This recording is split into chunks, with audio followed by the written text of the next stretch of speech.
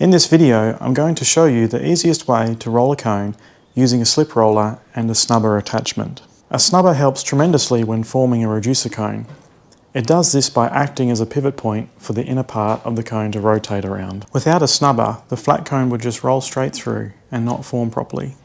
You can make your own snubber out of a piece of angle iron, just like I've done here. I've just rolled some flat sheet for the top and some flat sheet for the bottom,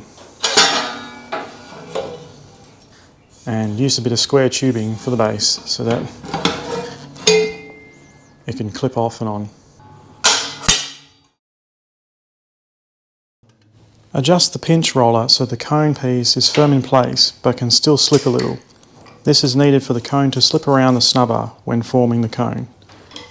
Make sure to rotate the cone 180 degrees after every pass. This will ensure you don't get a flat spot at the leading edge. Just make sure the cone's small radius is always facing towards the snubber. Continue by adjusting the form roller up after every pass.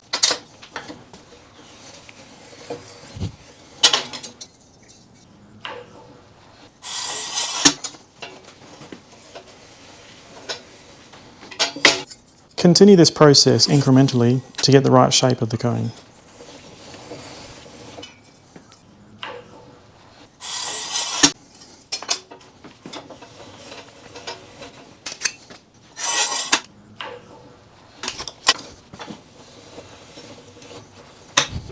Back off your form roller and your pinch roller.